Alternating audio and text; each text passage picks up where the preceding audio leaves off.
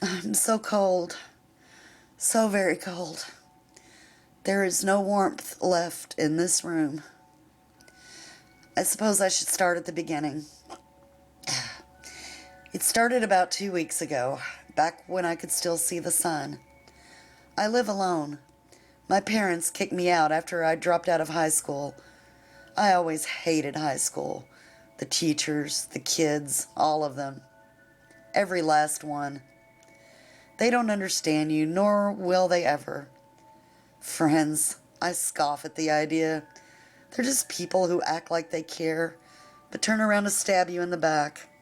Deplorable. As you can tell, I'm not a people person. Although maybe it wasn't their fault, considering my sickness. Oh, did I not mention my sickness? I guess I spaced it. I've always had serious mental problems. As far back as I can remember, I get these weird images in my head. Sick images. Images of murder, sickness, and war. From what I've been told by people around me when I've had my episodes, mostly teachers, I spasm and throw myself to the floor, writhing and scratching at everything around me, screaming all the while. Of course, I don't remember it. All I remember is the images. I doubt I will ever get any of them out of my mind. These ignorant teachers thought I was merely acting out, seeking attention as it were, as did my classmates. I hated them and they hated me, leading to many fights at school. I even sent a few kids into the hospital. Oh, my youth.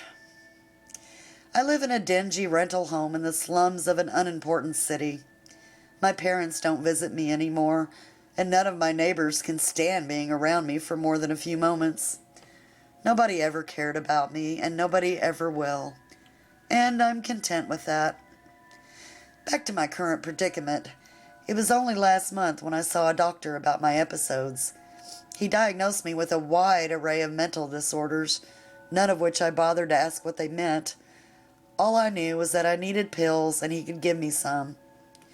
I remember him handing me 3 or 4 bottles of pills of various shapes and colors, but I didn't take them right away.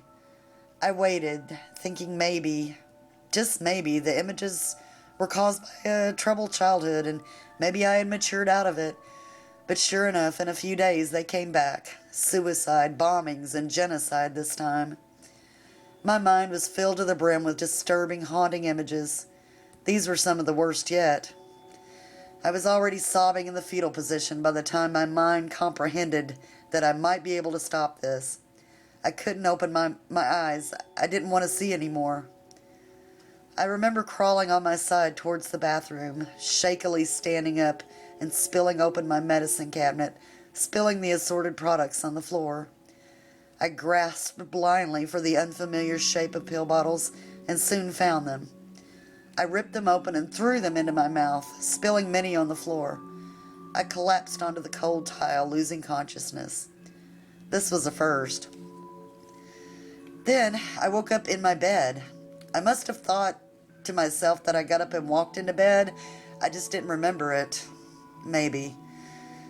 Then it began. I was cold. With my heavy comforter, one of the few things I'd invested my small amount of spare money into, it should have kept me warm. I always found solace in sleep. I got up and walked into the living room and turned on my TV. Cable was out, should have known. How long had it been since I paid my bills? Still cold, I thought to myself. I walked over to the thermostat and cranked it up, hearing that old familiar sound of the heater pumping warm air. I sat back down, but 15 minutes went by and I was still cold. I walked over to the heat vent, placing my hand over it. I couldn't feel any warmth. I couldn't feel any air coming from the vent, but I could definitely hear it. Ah, my bills. No wonder there was no heat. I could only feel the cold grate of the vent. But then, why could I hear it pumping throughout the room? Might as well call my landlord, I thought to myself, picking up the phone. Dead. Doesn't anything in this hellhole work? I distinctly remember asking myself. It was one of the last things I remember saying out loud. How was I to know what was happening? I walked outside. I don't remember if it was to grab the morning paper or perhaps to soak up some rays from the sun, but it was at this time I knew something was wrong. It was dead outside.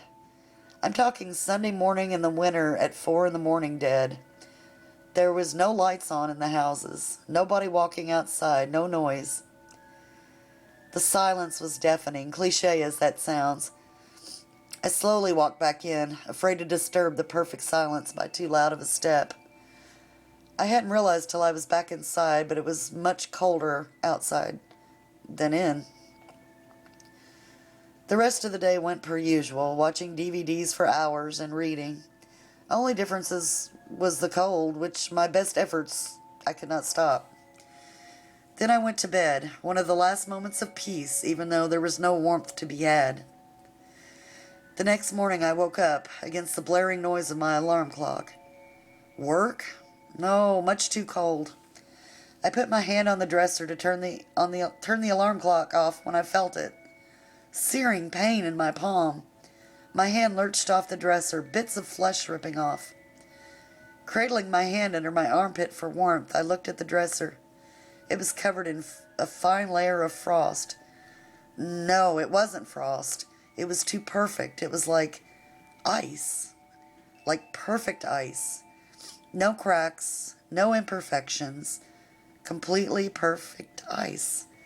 Nearly covering the entire dresser. Little bits of my skin and flesh were on the top, and a small amount of warm blood dripped from my palm. The warmth made me shiver. I had been so used to the cold of my house.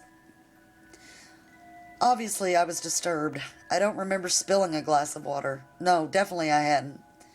I walked out of my room and went to check outside. Maybe I could casually talk to one of my neighbors of the cold. Who was I kidding? They would probably throw their gardening item of choice at me and walk inside. Still, I needed to know why it was so cold. I placed my hand on the knob and jumped back, frozen. I grabbed my comforter and gripped the knob, twisting with all my might. Nothing, not a budge. I threw myself against the door, trying to force it open.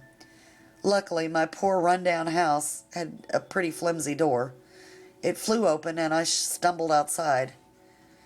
Then I realized I couldn't move. My right shoe, the only shoe touching the sidewalk, was frozen to the ground. I could hear the sound of the ice forming, the outline of my footprint along the ground. Alarmed, I pulled with all my might, barely ripping my foot free, and fell back inside. There was no wind, and yet the outside brought ghastly cold into my home. Even the icy temperature of my house was better than the feeling of cold death outside. I stood up and slammed the door shut, leaving my shoe. That was the last time I ever went outside. Since then, every day has been constant torment. The cold, my God, it's unbearable. Every day a little bit more of my home is covered with that perfect ice. Less and less of my few commodities can I use. My bed froze solid 2 days ago. I've resorted to sleeping in the corner of my living room, but soon that wore thin as my TV, couch, and walls were covered in ice. I didn't eat for the first few days, terrified. Soon, though, I realized I needed nourishment and ran to my fridge. I opened and felt like a complete moron. How could any of my food be edible? A fridge storing food at cold temperatures in a home well below 0 degrees. Smart. The food, fruits, meats, cheeses, about all I had left were covered in at least an inch of that clear, perfect ice. Almost like glass containers. I would spend hours chipping away at it, then stuffing the remains in my mouth, hoping I could survive just a little longer on the scraps. Yesterday, my entire upstairs became covered in the ice. I can't even reach my fridge, much less my door.